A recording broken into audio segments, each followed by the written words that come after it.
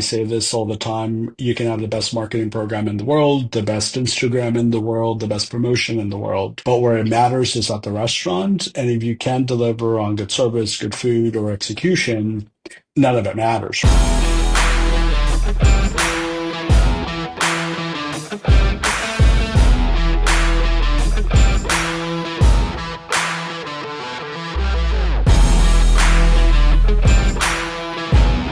Welcome to Digital Hospitality. I'm your host, Sean Walchef. This is a Cali BBQ Media production. We are live streaming today on LinkedIn, on YouTube, on Facebook. Thank you guys for paying attention to this show.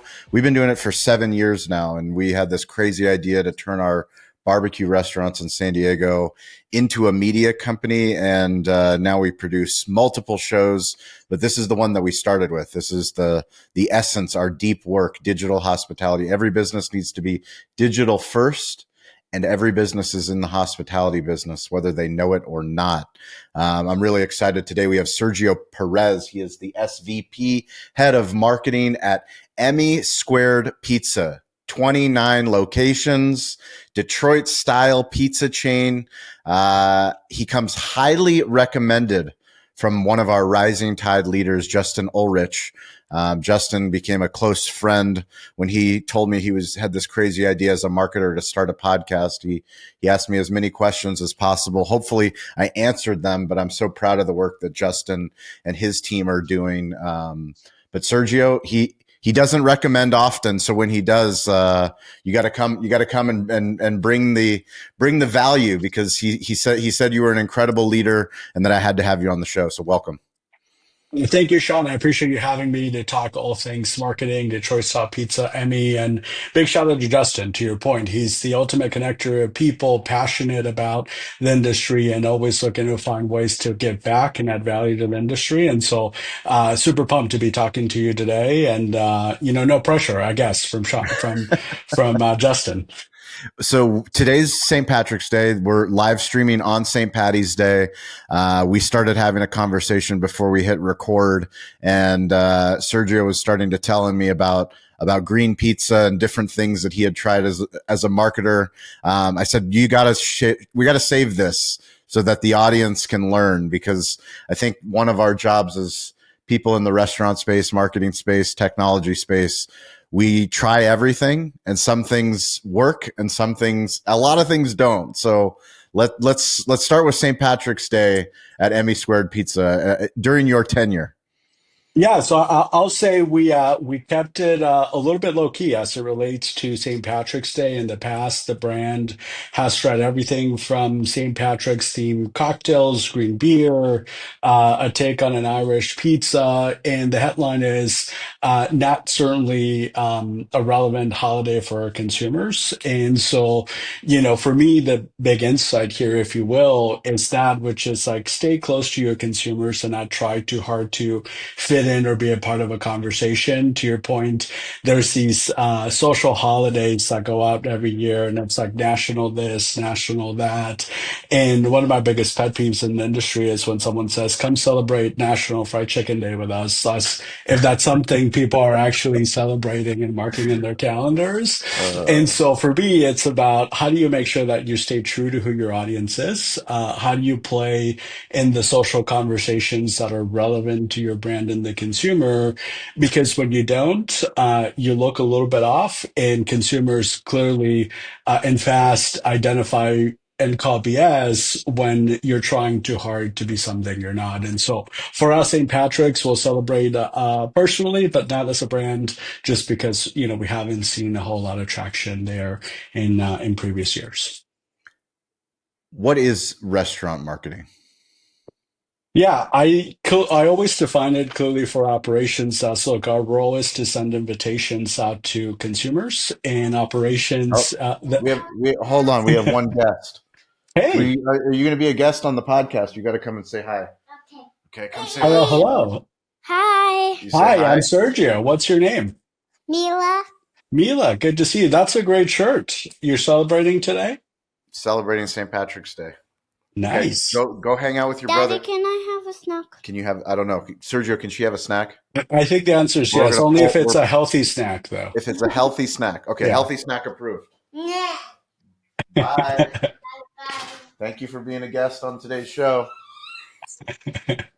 There you go. There it Kids are is. always a joy. Yes. Uh, So yeah, you're sharing the secrets of restaurant marketing. Yeah, so I clearly define it internally for our folks. Look, our role as marketers is to generate demand, or to put more simply, is send invitations to customers to come to our restaurants. And operations role is to host a great party, make sure people feel taken care of, make sure that they feel like they've had a memorable experience. But again, for me, the ultimate role as restaurant marketers to generate demand, whether that is driving traffic, whether that is acquiring users to your app or your eClub database, whether that is driving traffic to a specific landing page or website. It's all about generating demand. And so for me, that's the way I've always felt or thought about the role as a marketer in the industry. Can you share a story of when you succeeded as a restaurant marketer? A promotion you ran, something where those the things that you believed, because Yeah. we have deep conviction as marketers, but Yeah. until you see it into fruition, you're like, thank goodness thank goodness I was right. Yeah, it worked out. I would say I'll take you to my most recent work at Bojangles, the famous chicken and biscuits chain out of North Carolina. And when I joined the company in December 2020, we had a pretty big ask, which was to lead the most aggressive digital transformation for the 45-year-old brand. And so when I got there, there was a broken down website that had been around for about 7 years. There was no real CRM loyalty program. There's about 300,000 users in the database, and call it about $18 million dollars in digital sales at the time when I got there. And so one of my first roles was to help define the roadmap, find what the tech stack was, the right strategies to communicate to consumers, the right strategies to help adopt that technology across the entire brand. And 4 years later, we delivered a little bit over $100 million in revenue. We Wow. successfully transformed the brand in terms of web app, consumer engagement, consumer analytics. We leveraged all those pieces to be able to deliver the right message at the right time to the consumer, to help maximize conversion, to help drive customer lifetime value. And so for me, that was one of probably my proudest accomplishments as a professional, because we took something that was, rather small and untouched and unloved, and we built it into a meaningful portion of the business for the brand through, strategy, project planning, adoption, good marketing, good creative, good media, kind of all the things that make up a good marketing plan were a part of this. And the beauty from a digital perspective is that we can measure, right? And we can identify this action resulted in X. And so we were able to clearly tell the story of, here's what we invested, here's what we did, here's what we saw from a consumer standpoint. And so for me, that was, yeah, again, one of the highlights of my career in terms of being able to show what we actually did to drive the business. The shifting U.S. economic forecast is unclear, but one thing is certain: your operations will be affected. The National Restaurant Show is uniquely positioned to deliver solutions that address both current and emerging challenges for restaurant and food service operators, ranging from supply chain diversification to cost savings equipment that helps navigate today's fluctuating labor market. The 2025 show builds your resiliency to face the winds of change head on. Join your peers at the industry's most trusted event taking place in Chicago, May 17th through the 20th. Secure your badge for the restaurant show for food service today. Visit the official website at www.nationalrestaurantshow.com and register with promo code SHAWN25, SHAWN25, and save $25 off the current registration rate. This offer is exclusive to my podcast subscribers, and this offer expires on May 9th, 2025. This offer is also valid only for operators only. Non-exhibiting suppliers are subject to a higher badge rate. We will see you in Chicago. For me, it's really fascinating to hear that story, because we talk often on this show about the 4 C's: content, commerce, communication, and community. And when you think about how technology plays a part in restaurants, specifically from an operational standpoint to a digital standpoint to a storytelling to a community to a CRM, we live in such a crazy, exciting time, but it's a challenging time because before you would think that there would be somebody that would be responsible for technology, the chief technology officer, yet marketers and salespeople and operate like we all have to have a conversation. Right. If we all don't have a conversation about what's happening inside the four walls and then what's actually happening in the digital experience, there's going to be failure. And you have to build the foundation from the beginning, having difficult conversations to make sure that the technology is all working together. For sure. And what's often not talked about is sort of the life cycle of the technology as it relates to who owns what and when, right? And Yep. so, for example, when you're starting a new tech project, whether that is launching a new website or building online ordering, like a lot of brands did over the pandemic, it starts very heavy IT, right? Like they own it, they've got to connect the pipes, they got to make sure there's integrations with POS providers and all kinds of other technology providers.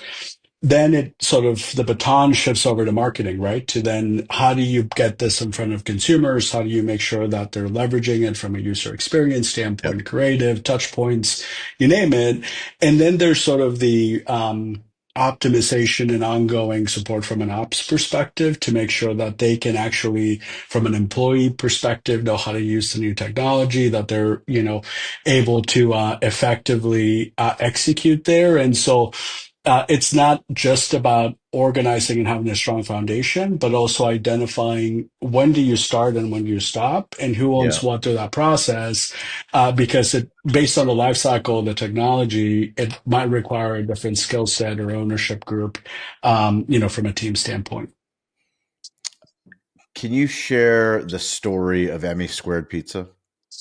Yeah, it's a great yet short story. So started in Brooklyn in 2016, and as a restaurant called Emily in Clinton Hill. The headline there is, Emmy was trying to break through from a pizza perspective in New York and in Brooklyn, one of the best places that you can find for culinary and food. It's sort of the mecca of the best food in the country. And so they spun it off to a concept called Emmy Squared Pizza, specializing in Detroit style pizza. We've got award-winning burgers and elevated cocktails. And part of what makes Emmy, there's lots of things that make Emmy special, but I'll give you a couple of the headlines that get me excited about the brand. One is our love for high quality ingredients and process. And I'll get into a little bit of this, not just saying it to say it, but we honor the tradition of Detroit style pizza. We started in, using blue steel pans like automotive workers started in Detroit. That's what makes Detroit style pizza special. That frico crust around that pizza. We use the best flour you can buy in the country. We use Esso pepperoni, which is the best pepperoni you can buy. One of our most famous pizzas, the Colony Pizza, which is red sauce, cheese, crispy pepperonis, pickled jalapenos, and honey as a drizzle.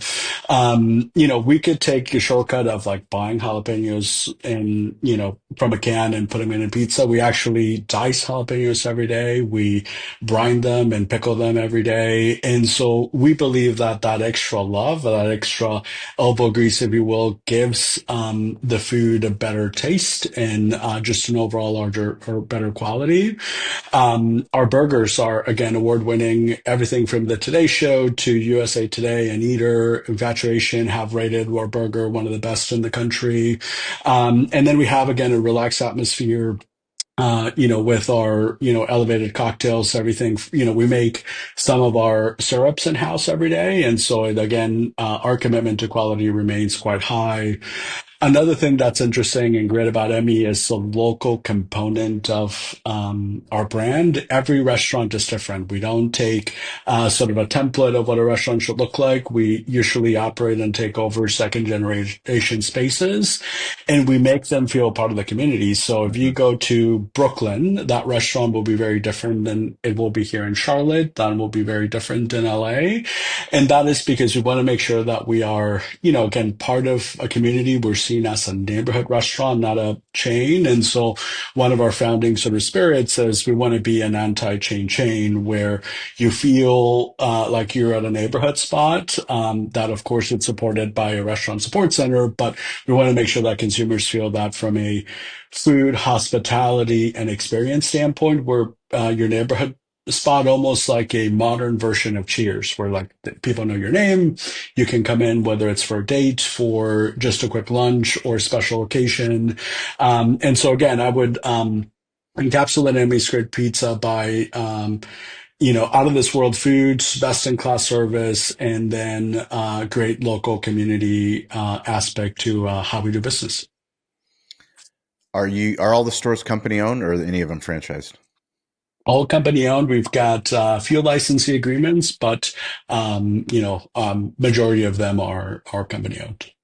How did you grow an Instagram account to 134,000 followers? I got to give credit to the folks who came before me, but that is driven by, I think, cultural relevance, cult-like following in New York. I mean, when Emmy started in 2016, one of the hardest tables to get in Brooklyn, lines would be out the door, burgers would sell out Wow. before dinner service. And so it became a real cult in New York. And as the brand expanded over the last few years, it has maintained that cult following. The people who know Emmy love Emmy, and they want to tell you all about their favorite pizza or their favorite burger.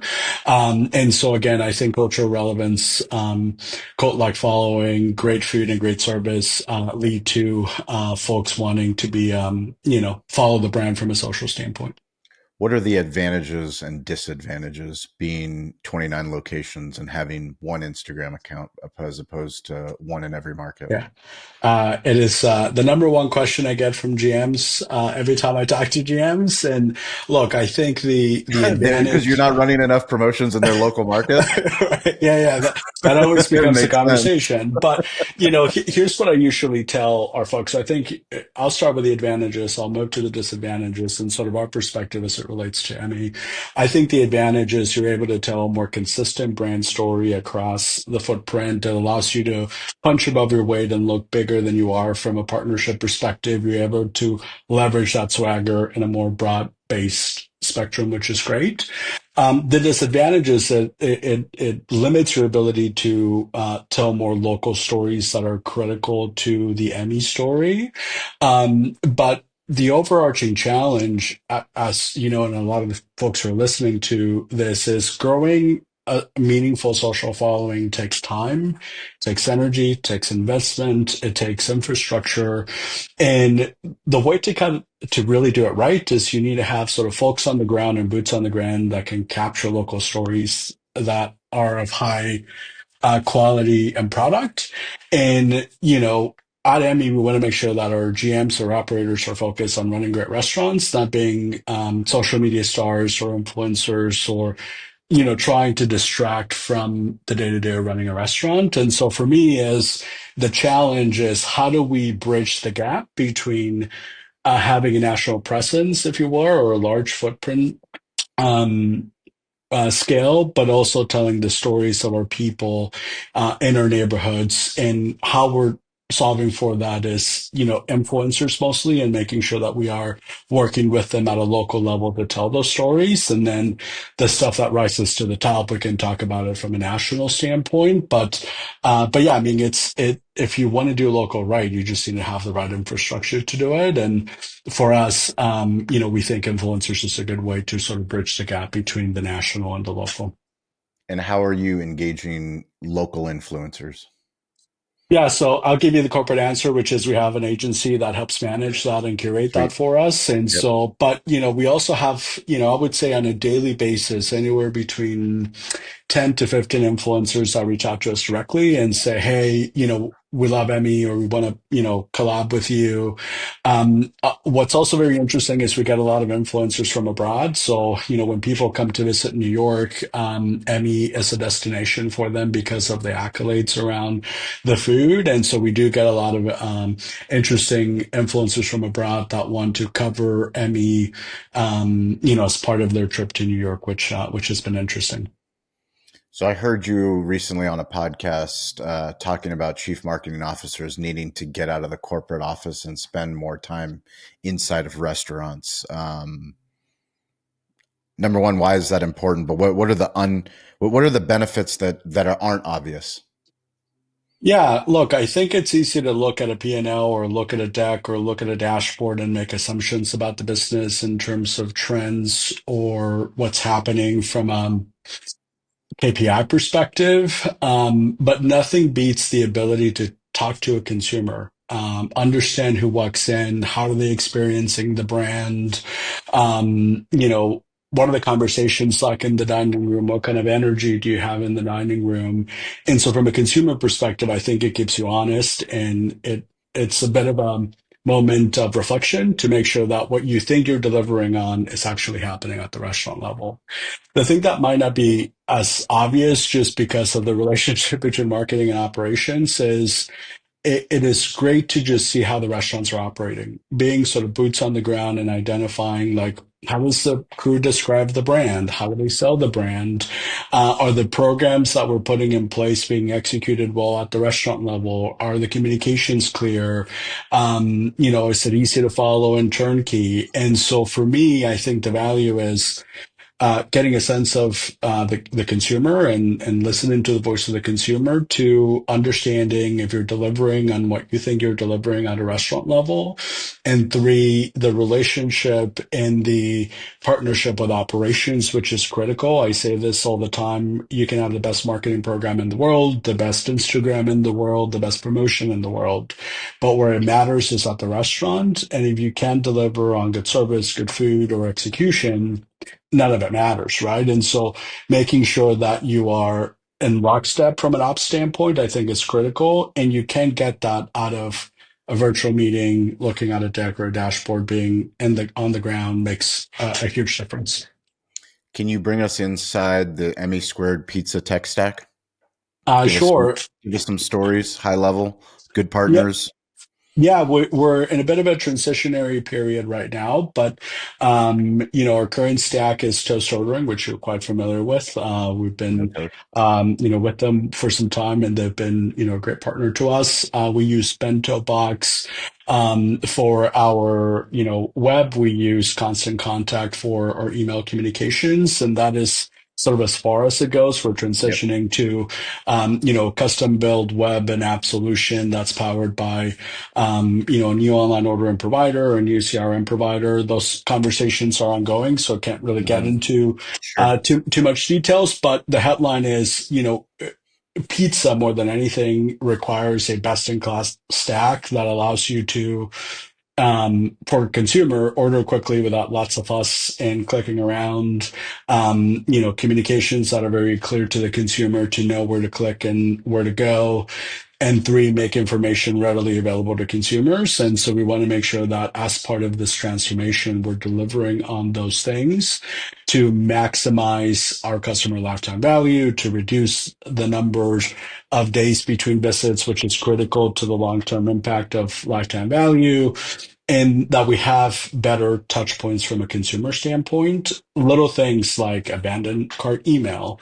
Do you want to reorder again? Like very tried and true things that are needed from an e-commerce perspective Yeah. that a lot of times we lose sight of because you get too romanced by like a feature or a new technology like AI. And so you drive into that without thinking about the tried and true things that you need to have in place for you to be able to fully maximize your digital ecosystem.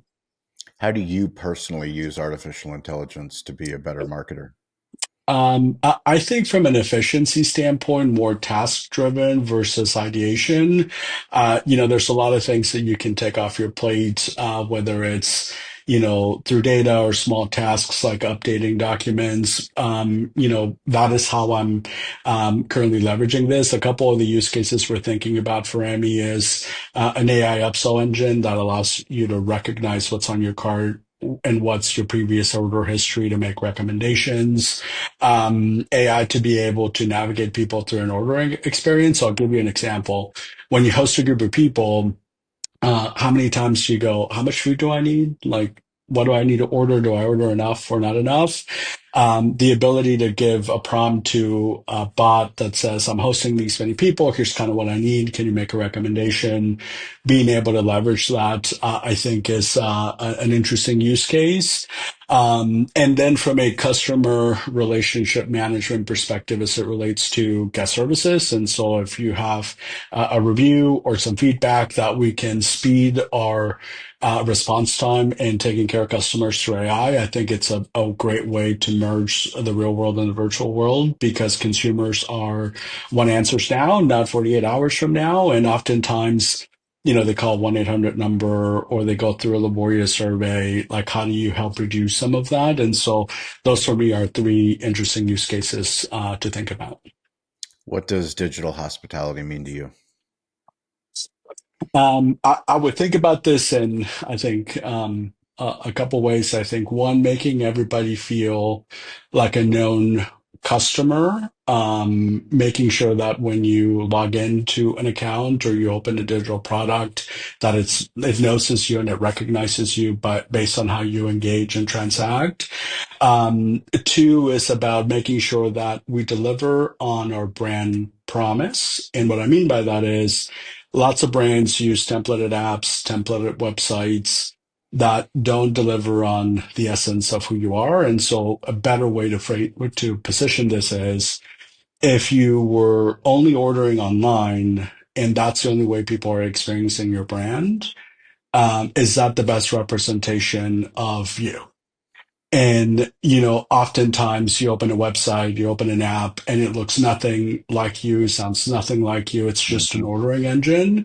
And so if you really want to deliver your brand across every touch point, you need to think about what is the language, what is the experience, how you're leveraging animation, what are the nudges through that experience. And we have lost sight of that, I think, as an industry for the sake of building, right? You're like, I really need an app or I really need a website or I really need X.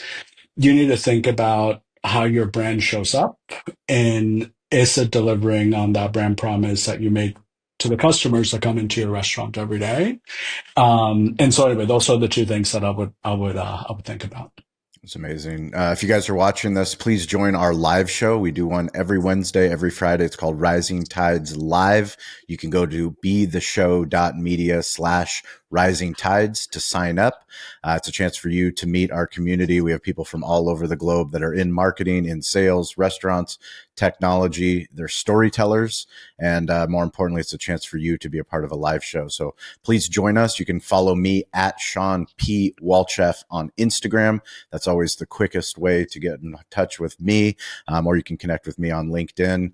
Sergio, before I let you go, I need to hear about your personal tech stack. Are you an iPhone or an Android user?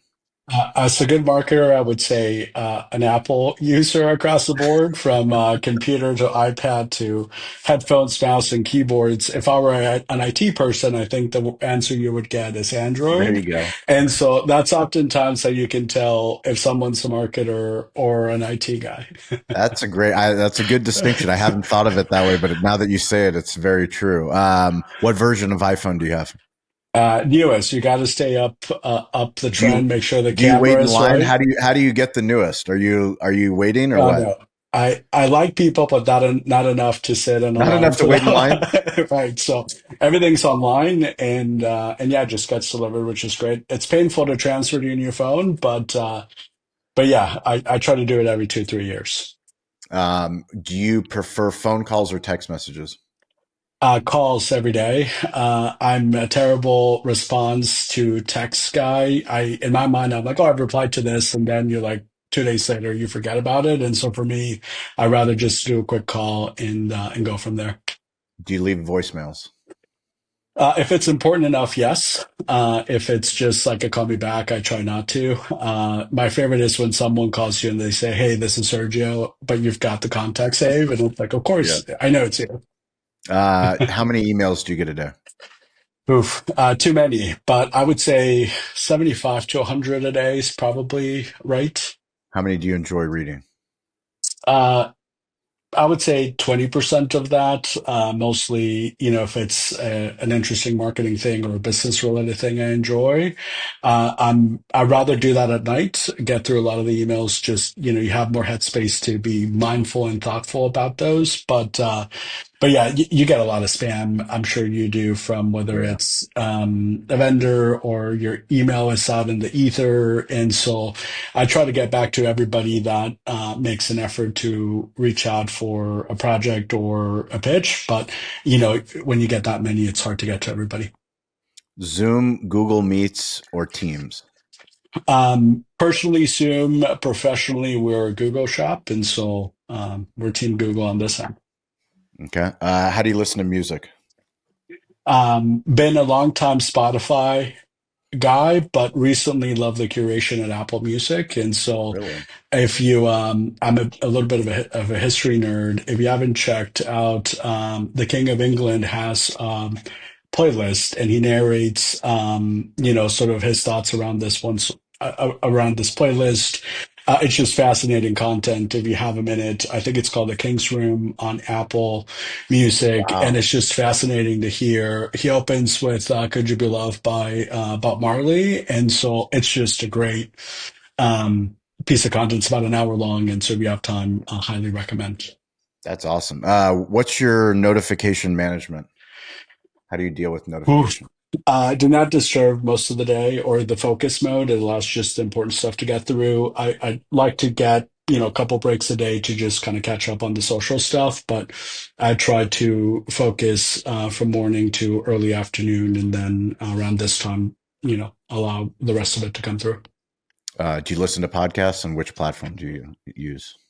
Yeah, mostly sports podcast, and I use Apple Podcasts to get through that. And so everything from like Overdrive to some of the Barstool stuff. There's mostly, like I said, sports for me. What's your favorite app that most people wouldn't expect? Oof. Probably Lyft or Uber. I stopped driving.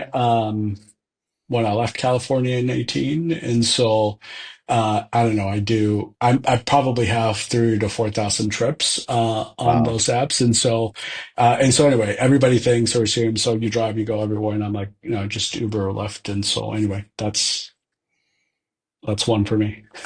Well, Sergio, I greatly appreciate your time. I know our audience does. This was a masterclass in marketing and branding. Thank you for what's the best way for people to keep in touch with you? LinkedIn? Yeah, yeah, LinkedIn. They can find me at Sergio Perez on LinkedIn. And again, would love to have you or anybody watching or listening to give us a shot at Emmy Squared Pizza. We've got locations everywhere from New York to Nashville to Florida, Atlanta, Birmingham. We will soon be opening in LA, so we've got in a Sweet. couple of weeks we'll be opening there. We'd love to have you and Amazing. Yeah. When check we out go up to our LA a lot, so yeah. definitely So stop by. and we also ship nationwide through Goldbelly. And so if anybody's interested, they can find us there. Amazing. Well, we appreciate you guys. Thank you, Sergio, for your time. As always, stay curious, get involved, and don't be afraid to ask for help. We'll catch you guys next episode. Thanks.